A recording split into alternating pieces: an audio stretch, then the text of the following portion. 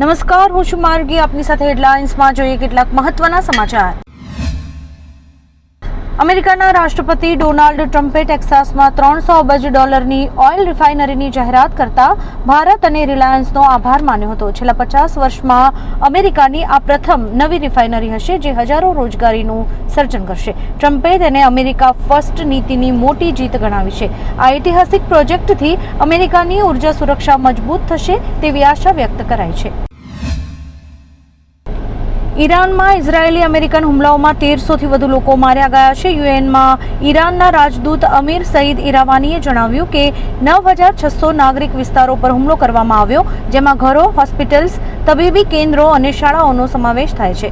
ઈરાને ઇઝરાયેલમાં હાઇફા, Jerusalem અને તેલ અવીવ પર થયેલા હુમલાઓની જવાબદારી સ્વીકારી છે, જેમાં આશરે 140 અમેરિકન સૈનિકો ઘાયલ થયા છે. બેંગલુરુમાં ગેસ સિલિન્ડરની અછતને કારણે હોટેલ ઉદ્યોગ મુશ્કેલીમાં મુકાયો છે. બેંગલુરુના ગાંધીનગરની 3 સ્ટાર સેન્ચુરી હોટેલે રસોઈ બનાવવા માટે હવે લાકડાના ચૂલાનો સહારો લીધો છે. ગેસના પુરવઠામાં વિક્ષેપ પડતા હોટેલ મેનેજમેન્ટે આ પરંપરાગત રસ્તો અપનાવ્યો હતો. હાલમાં ગેસની તંગીને લીધે મેનુની તમામ વાનગીઓ ઉપલબ્ધ નથી, જે અંગે હોટેલના પ્રવેશ દ્વાર પર પોસ્ટર લગાવી ગ્રાહકોને જાણ કરાઈ છે. ગુજરાતમાં બેન્કિંગ ઇતિહાસનો પ્રથમ મોટો સાયબર હુમલો ભાવનગર ડિસ્ટ્રિક્ટ કોઓપરેટિવ બેંક પર થયો છે. હેકર્સે રવિવારની રજામાં સર્વર હેક કરી 350 ટ્રાન્ઝેક્શન દ્વારા 4 શાખાઓમાંથી 7 કરોડ રૂપિયા સેરવી લીધા છે. મોબાઈલ એપ્લિકેશન દ્વારા ડેટા સિક્યુરિટી તોડીને આ ફ્રોડ આચરવામાં આવ્યો હતો. ગાંધીનગર સ્ટેટ સાયબર સેલે તપાસ હાથ ધરી છે. બેંકના ચેરમેને ખાતરી આપી છે કે ગ્રાહકોની થાપણ સુરક્ષિત છે. યુદ્ધને કારણે કોમર્શિયલ ગેસ સિલિન્ડરનો પુરવઠો ખોરવાતા ગુજરાતના 10,000 ધંધાર્થીઓ મુશ્કેલીમાં મુકાયા છે. હોટેલ, રેસ્ટોરન્ટ અને કેટરર્સ પાસે સ્ટોક ન હોવાથી કામગીરી અટકી શકે તેમ છે. પાઇપ ગેસ વગરના એકમોમાં સ્થિતિ ગંભીર છે અને આગામી 2 દિવસમાં અનેક હોટલો બંધ થવાની ભીતિ છે. જોકે રાજ્ય સરકારે પુરવઠો જળવાઈ રહેશે તેવી હૈયાધારણા આપી છે. આમ છતાં અનિશ્ચિતતા અને ચિંતાનો માહોલ છે. મિડલ ઇસ્ટના યુદ્ધને પગલે સર્જાયેલા ઉર્જા સંકટ વચ્ચે ભારત સ્ટ્રેટ ઓફ હોર્મુઝમાં ફસાયેલા પોતાના માલવાહક જહાજોની સુરક્ષા માટે યુદ્ધ પોત મોકલવા વિચારણા કરી રહ્યું છે. ભારતીય જહાજ માલિકોએ સુરક્ષિત એસ્કોર્ટની માંગ કરી હોવાથી સરકાર આ મહત્વનો નિર્ણય લઈ શકે છે. હોર્મુઝની બંને તરફ મોટી સંખ્યામાં ભારતીય જહાજો અટવાયા છે. ભારત પોતાના વ્યાપારી હિતો અને ઉર્જા સુરક્ષા માટે નૌકાદળ તૈનાત કરવા સજ્જ છે. લોકસભા સ્પીકર ઓમ બિરલાને હટાવવા વિપક્ષના અવિશ્વાસ પ્રસ્તાવ પર આજે પણ ચર્ચા ચાલુ રહેશે. આ મુદ્દે કુલ 10 કલાક ફાળવાયા છે, જેમાંથી મંગળવારે 7 કલાકની ચર્ચા પૂર્ણ થઈ હતી. વિપક્ષે સ્પીકર પર પક્ષપાતી કાર્યવાહીનો ગંભીર આરોપ લગાવ્યો છે. 50થી વધુ સાંસદોના સમર્થન બાદ પીઠાસીન અધિકારીએ આ પ્રસ્તાવને મંજૂરી આપી હતી. આજે આ મામલે મતદાન અથવા નિર્ણય લેવાવાની શક્યતા છે. બોલિવૂડ એક્ટર વરુણ ધવનના ચાહકો માટે માઠા સમાચાર છે. ફિલ્મ બોર્ડર 2ની જબરજસ્ત સફળતા વચ્ચે વરુણે એક્ટિંગમાંથી લાંબો બ્રેક લેવાનું નક્કી કર્યું છે. મીડિયા રિપોર્ટ્સ મુજબ તે પત્ની નતાશા અને દીકરી લારા સાથે સમય પસાર કરવા માંગે છે. તેની આગામી ફિલ્મ હે જવાની તો ઇશ્ક હોના હે 12મી જૂને રિલીઝ થશે. ત્યારબાદ તે ફિલ્મોથી દૂર રહીને પરિવારને પ્રાથમિકતા આપશે. અમેરિકાએ ઈરાન પર સૌથી મોટો હુમલો કર્યો છે. ડોનાલ્ડ ટ્રમ્પે કહ્યું કે અમેરિકાએ હોર્મુઝ સ્ટ્રેટમાં માઇન્સ બિછાવતી ઈરાનની 16 બોટ સંપૂર્ણ નષ્ટ કરી છે. રક્ષામંત્રી પીટ હેક્સેથે મંગળવારે ઈરાન પર અત્યાર સુધીના સૌથી મોટા ભીષણ હુમલાની ચેતવણી આપી છે, જેમાં ફાઇટર જેટ્સ અને બોમ્બર્સ સામેલ થશે. યુએસ સેન્ટ્રલ કમાન્ડે હુમલાનો વિડીયો જાહેર કર્યો છે. ટ્રમ્પના મતે ઈરાનની સૈન્ય ક્ષમતા નબળી પડી રહી છે અને તે હારની નજીક છે.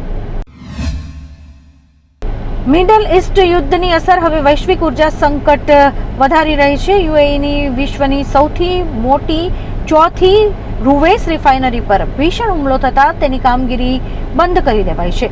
ઓપરેશન એપિક ફ્યુરી દરમિયાન થયેલા હુમલાએ તેલના બજારમાં ખળભળાટ મચાવ્યો છે. આ યુદ્ધે વિનાશક વળાંક લીધો છે, જેના કારણે વિશ્વભરમાં ઇંધણની ભારે અછત અને ભાવ વધારાનો ખતરો મંડરાઈ રહ્યો છે.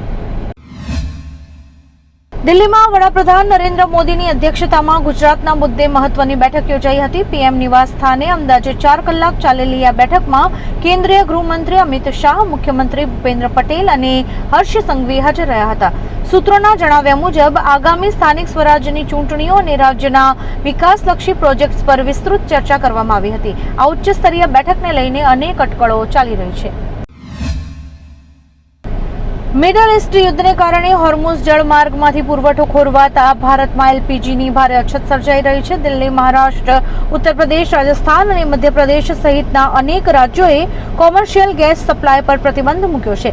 બેંગલુરુમાં પણ વિતરણ બંધ થતા હોટલ અને રેસ્ટોરન્ટ ઉદ્યોગ પર માઠી અસર પડી છે. પુરવઠો અટકવાને કારણે ઘણા શહેરોમાં ખાણીપીણીના એકમો બંધ થવાની અણી પડશે. ગુજરાતમાં કાળઝાળ ગરમીને પગલે જનજીવન પ્રભાવિત થયું છે. રાજકોટ 42 ડિગ્રી સાથે સૌથી ગરમ રહ્યું, જ્યારે કે અમદાવાદ સહિત 5 શહેરોમાં પારો 41 ડિગ્રીને પાર પહોંચ્યો છે. અમદાવાદના ખોખરામાં રસ્તાનો ડામર પીગળતા રાહદારીઓના ચંપલ ચોંટવાના કિસ્સા બન્યા છે. હવામાન વિભાગે આગામી 3 દિવસ હીટવેવની આગાહી સાથે 9 જિલ્લામાં ઓરેન્જ એલર્ટ જાહેર કર્યું છે. તાપમાન સામાન્ય કરતાં 7 ડિગ્રી ઊંચું નોંધાયું છે. સુરત મહાનગરપાલિકાની સામાન્ય સભા બાદ ભાજપ અને આપના કોર્પોરેટર્સ વચ્ચે ઉગ્ર હોબાળો સર્જાયો હતો. આપના કોર્પોરેટરનું લેપટોપ તૂટતા મામલો બિચકાયો અને બંને પક્ષો વચ્ચે ખેંચાખેંચી તથા મારામારીના દ્રશ્યો જોવા મળ્યા હતા. રચના હિરપરાએ ભાજપના સભ્યોને ડરપોક અને ભાગેડું કહીને પડકાર્યા હતા. સિક્યોરિટી ગાર્ડ્સે વચ્ચે પડી માંડ મામલો થાળે પાડ્યો હતો. મનપા કચેરી સમરાંગણમાં ફેરવાઈ ગઈ હતી અને રાજકારણ ગરમાયું છે. રિલાયન્સ ઇન્ડસ્ટ્રીઝે દેશમાં ઉર્જા પુરવઠો સ્થિર રાખવા જામનગર રિફાઇનરીમાં એલપીજી ઉત્પાદન વધારવાની જાહેરાત કરી છે. સરકારના માર્ગદર્શન હેઠળ જામનગરનું વિશ્વનું સૌથી મોટું રિફાઇનિંગ હબ હવે 24 કલાક કાર્યરત રહેશે. કંપની કેજી બેસિનનો ગેસ પણ પ્રાથમિકતા ધરાવતા ક્ષેત્રોને ફાળવશે, જેથી બજારમાં રાંધણ ગેસની અછત નહીં સર્જાય અને સામાન્ય જનતાને મોટી રાહત મળશે, તેમ એક નિવેદનમાં જણાવાયું છે. મિસ ઇન્ડિયા અર્થ 2019 સયાલી સુર્વે 10 વર્ષના શોષણ બાદ ફરી હિન્દુ ધર્મ અપનાવ્યો છે. સયાલીએ આરોપ લગાવ્યો કે પતિ આતિફ તાસે લગ્ન બાદ બળજબરીથી ઇસ્લામ કબૂલ કરાવ્યો અને શારીરિક તેમજ માનસિક ત્રાસ આપ્યો હતો. પરિવારની મરજી વિરુદ્ધ લગ્ન કરનાર મોડેલે હવે હિન્દુ સંગઠનોની મદદથી શુદ્ધિકરણ હવન કરીને ધર્મ વાપસી કરી છે. તેને કડક ઇસ્લામિક નિયમો પાળવા માટે દબાણ કરાતું હતું, જેનો તેણે વિરોધ કરીને હવે ફરી એકવાર હિન્દુ ધર્મ અંગીકાર કર્યો છે. સુપ્રીમ કોર્ટના જસ્ટિસ વિક્રમનાથ અને સંદીપ મહેતાની બેન્ચે કોવિડ-19 રસીની આડઅસરોથી થયેલા મૃત્યુના કેસમાં મહત્વનો ચુકાદો આપ્યો છે. કોર્ટે કેન્દ્ર સરકારને રસીકરણ બાદ થતી ગંભીર પ્રતિકૂળ ઘટનાઓ માટે વળતર નીતિ વિકસાવવાનો નિર્દેશ આપ્યો છે. અદાલતે સ્પષ્ટ કર્યું કે રસીની અસરો પર દેખરેખ રાખવાની હાલની સિસ્ટમ ચાલુ રહેશે અને તેનો તમામ ડેટા પબ્લિક ડોમેનમાં મૂકવો પડશે. કઠલાલના પીઠાઈ ગામમાં આવેલી પ્લાયવુડ ફેક્ટરીમાં ભીષણ આગ ફાટી નીકળી છે. આગ એટલી વિકરાળ હતી કે સ્થાનિક લોકોમાં ભયનો માહોલ સર્જાયો હતો. ઘટનાની જાણ થતાં જ 3 અલગ અલગ ફાયર સ્ટેશન્સની ટીમ તાત્કાલિક ઘટના સ્થળે પહોંચી હતી. અનેક કલાકોની સતત જહેમત બાદ ફાયર બ્રિગેડે આગ પર સંપૂર્ણ કાબુ મેળવ્યો હતો. સદનસીબે આ દુર્ઘટનામાં કોઈ જાનહાનિના તો સમાચાર નથી, પરંતુ ફેક્ટરીમાં મોટા પાયે આર્થિક નુકસાન થયું છે. ગેસ અછત વચ્ચે હવે લોકોને ભારે હાલાકી ભોગવવાનો વારો આવ્યો છે. એલપીજી ગેસ બુકિંગ કરવા સુરતમાં લાંબી લાઇન્સ લાગી છે. ગેસ એજન્સી પર લોકોની લાંબી કતાર જોવા મળી છે. ઓનલાઈન બુકિંગ ન થતું હોવાની લોકોએ રજૂઆતો કરી છે.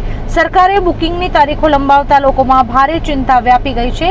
ગેસ બોટલ નહીં મળે એવી ચિંતા સાથે લોકો કલાકોથી લાઇનમાં લાગ્યા છે. વડોદરામાં પણ આવી જ સ્થિતિ જોવા મળી રહી છે.